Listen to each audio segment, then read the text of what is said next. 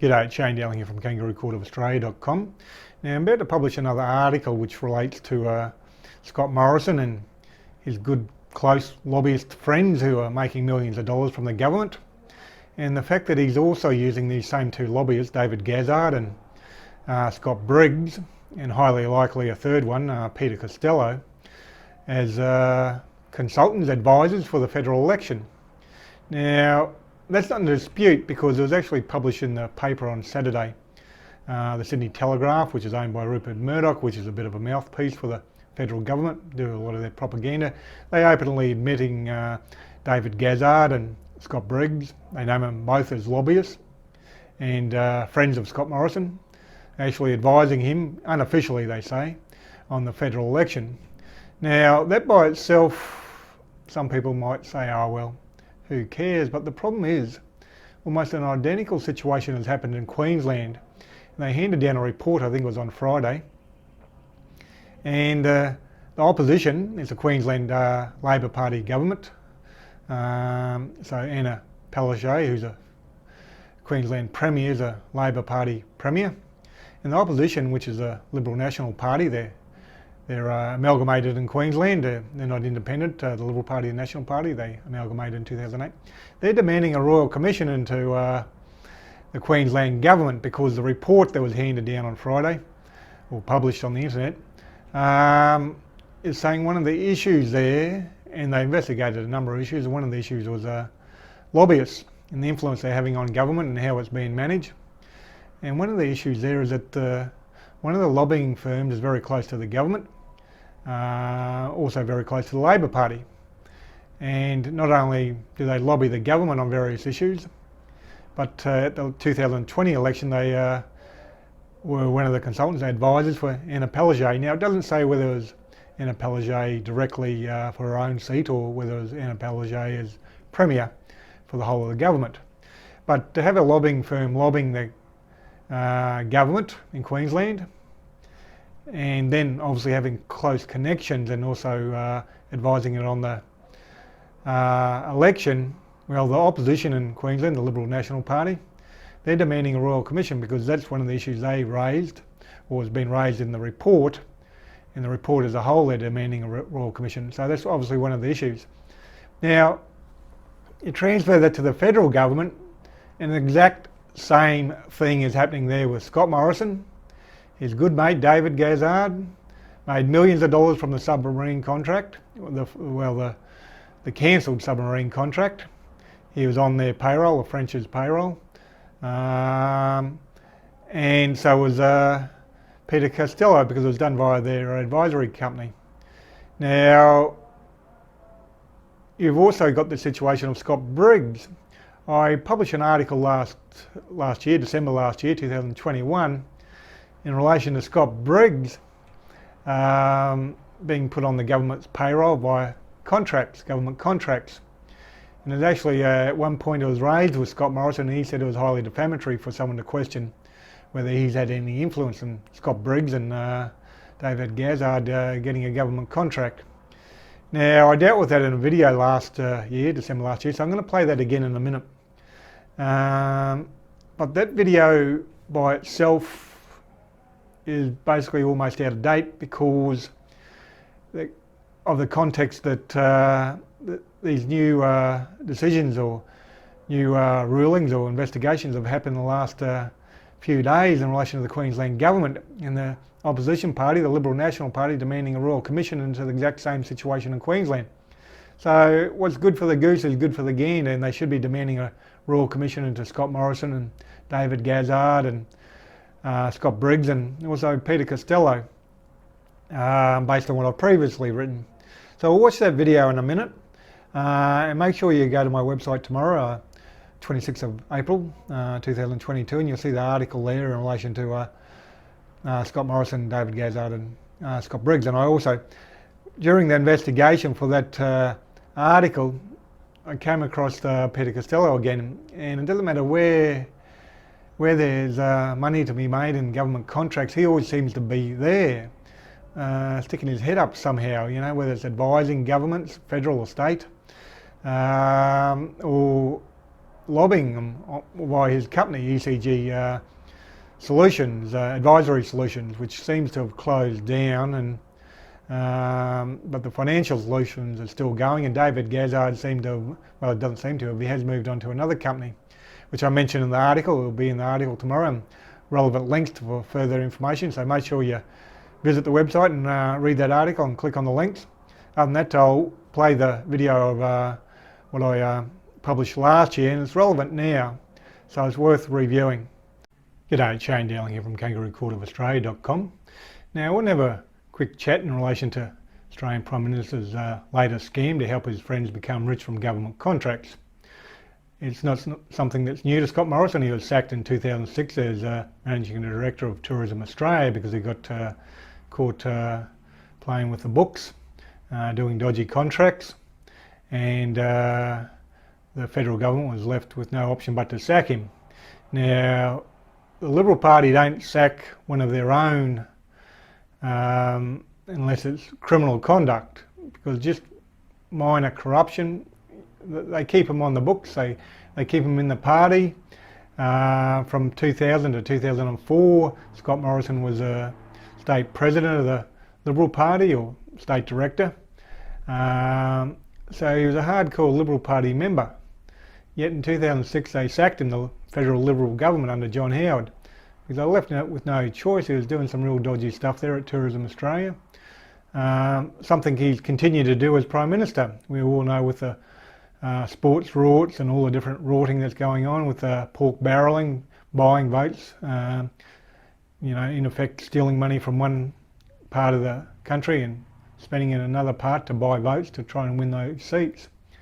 Now, in the latest scam, it relates to COVID quarantine facility they're looking at setting up, and lo and behold, Scott Morrison's good mates have already profited $80,000. Now, they're on the back pedal in a major way because it's been exposed. But that doesn't mean they won't make money in the future from it if everything stays equal. If Scott Morrison was to win the next election, for example. But let's have a quick look, before we have a better look at that, let's have a quick look at the submarine deal. What people think is that Malcolm Turnbull signed off on the submarine deal back in 2016. Well, he didn't, he announced it then. It wasn't finalised until about 2019, I think February 2019. But in November 2018, they're having trouble finalising the final details of the contract. And Scott Morrison spoke to the French president, said, okay, we'll bring it in-house at the highest levels, president to president. And all of a sudden, David Gazzard, one of Scott Morrison's best friends, one of his closest political advisors, his company, and I'll have to look it up because ECG Advisory Solutions, there's too many of them, they've got too many dodgy companies. EC Advisory Solutions was employed by the French government, or well, the company that won the tender to supply the submarines, to build them here in Australia and also in France, is majority owned by the French government. So all of a sudden David Gazzard, Scott Morrison's good mate, is advising the French on finalising the contract. Now, how did that come about? Obviously Scott Morrison said to the French President Macron, hey, employ my good mate David Gazzard and that'll help smooth things over. That's the only assumption you can come to. To my knowledge, there was no tender, no nothing. All of a sudden he's employed. I wrote a number of articles about it, and all of a sudden David Gazzard's disappeared from ECG Advisory Solutions. He's gone. Not long after, he's set up a new company, DPG Advisory Solutions, and that's the one that's tied in with the COVID scam, which we'll have a look at in a minute. But anyhow, in relation to the submarine deal, ECG Advisory Solutions, they had a financial solutions as well, I think, another company. Like I said, too many of them. They've got companies everywhere, like Phoenix companies, you know, they start one up, get a bad reputation, close it down, start another one up. Anyhow, Chairman of Channel 9, Peter Costello, was also a major shareholder in ECG Advisory Solutions. So he too was profiting off the submarine deal, and he too was a close friend and political advisor to Scott Morrison. So you can see how Scott Morrison is lining the pockets of his mates while he's Prime Minister in a major way. So it's, even before the COVID scam, which we're about to look at, Scott Morrison was lining the pockets of his mates. He got caught out running that routine, not necessarily lining the pockets of his mates, but dodgy financial deals when he was Managing Director of Tourism Australia. He's done it with the sports rorts, with all other rorting, pork barrelling. He did it with a submarine deal. Now, my viewpoint is the reason Scott Morrison broke the deal with the French, I think it was getting too hot for him. You'll find that the former president South Africa and the former president Malaysia were both charged in recent times with taking bribes from the French in relation to submarine deals. So I think Scott Morrison might have looked at that and said, well, it's getting too hot to handle for us. Let's break the deals, and especially if we lose the next federal election and the Labor Party bring in a federal ICAC, they could be in a lot of trouble. So I suspect that's why he broke the deal with the French, because it makes no sense, because there is no new deal. The so-called deal with the US and the English isn't a deal, it's just an agreement to review the current situation and potentially do a deal. So it's not a deal at all. So it doesn't explain why he broke off the contract the way he did, as fast as he did. But one thing that would explain it is the fact that the former South African president and the former Malaysian president have both been charged in recent times for taking bribes in relation to submarine contacts. Anyhow, that leads us into the dodgy COVID deal that's been getting some media attention of late. Now, it's worth noting that the old media, none of them reported the dodgy dealing that was going on with the submarine contract, and how Scott Morrison's good friends, David Gazzard and Peter Costello, were profiting millions of dollars from that submarine contract. It's not believable they'd only get paid tens of thousands or even hundreds of thousands. They would have been paid millions of dollars. They would have negotiated that for themselves. They would have said, look, if we can get this over the line, save you 100 million, 200 million, we want a percentage of that, or we want a fair whack of it. Anyhow, so that brings us to the COVID deal. Now, going back a few months, the government paid $80,000 to DPG Advisory Solutions. Sounds familiar, doesn't it? ECG Advisory Solutions, that's the one that did the deal with the submarines. DBG, and David Gazzard was a major shareholder of that, so was Peter Costello. But DPG Advisory Solutions, David Gazzard set that up I think a couple of years ago. He's the only shareholder. There's 10 shares, he owns all 10. Now, that company was awarded $80,000 to advise the Department of Home Affairs on a new quarantine system, or a new quarantine facility for students and foreign workers to come into the country. Now, there was no tender. The media reported it was a limited tender. Well, that's ridiculous, because there was no tender. I think using the term limited tender would deceive the public into thinking, well, it's not a full tender of say 5 or 10 people tendering, it's just a limited tender. Maybe they asked for 3 people to tender, or 3 companies. No, there was no tender. David Gazzard's company, DPG Advisory Solutions, was the only company asked to quote on it. So to say it was a limited tender in itself is a lie. There was no tender. Now, that leaves it wide open to fraud. It should never be allowed to happen under any circumstances.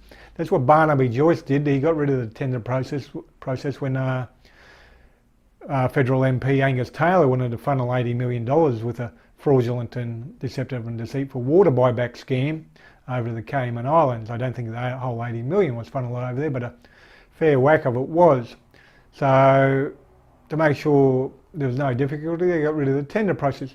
That's very important, because what the tender process is meant to do, having multiple people quote on the product, supplying the product or the service, it keeps the government employees honest, because they need to then justify how come they've chosen a certain company to supply the product or service.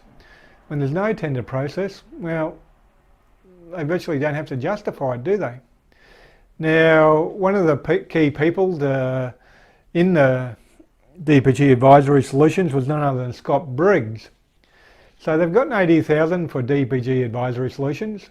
Scott Briggs, a few days later, who's part of that company. He's not a shareholder, but he's one of the advisors working for DPG Advisory Solutions. He goes and sets up another company called Quarantine Services Australia. He registers that company in his own name. Now there's some strange happenings there, because a couple of months later he changes the name to the ACN number, the Australian company number. So it's like 555 10 10 20 30 Pty Limited. Weird as hell. Why he's done that I don't know. It looks like he's done that to blur it so people can't work out who owns what. But he registers that company. They've set up a website. They're talking about how they're going to be running the business of the quarantine facility for international students and international workers.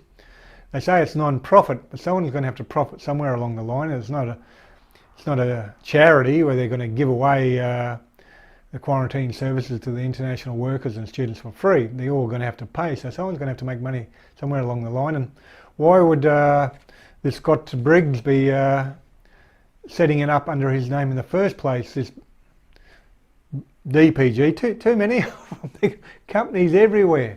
DPG Solutions, Advisory Solutions, why would they be advising to set up this company, or advising the government on how to structure the new quarantine service, and then all of a sudden one of the employees goes and sets up a company to do it? It's weird as hell if they're not going to be making a profit from it. Of course they're going to be making a profit. This statement on their website, it's non-profit, is not believable in any shape or form. Now, the Prime Minister's been asked about it, and he said it's slanderous for anyone to imply that he somehow his mates have somehow profited of it. Well, Scott Briggs also happens to be the president of the Liberal Party branch for Scott Morrison's electorate. Now, that shows you how tight they are. Scott Briggs, David Gazzard and Scott Morrison are all, very, very tight. And not just politically, but also business-wise. They're helping each other out left, right and centre. Now, that's how Scott Morrison is funneling money out of the government into the pocket of his friends. And you have to suspect that old Scott Morrison will be getting a kickback when he does leave politics, when he does either resign or be voted out as Prime Minister. And even for a seat of Cook, he might lose that at the next election, who knows. Now, I'll be publishing an article on it on Thursday, 9th of December 2021. So make sure you visit my website, Kangaroo Court of Australia. And while you're there, you can join the free email subscription. And every time I publish a new article, you get an email that you know there's an article there to be read. And make sure you subscribe to my YouTube channel, which is also free. And please share this video and also the article on all social media such as Facebook and Twitter, and help promote it and help get the word out there, the scam Scott Morrison are running. Other than that, thank you for your time and have a good day.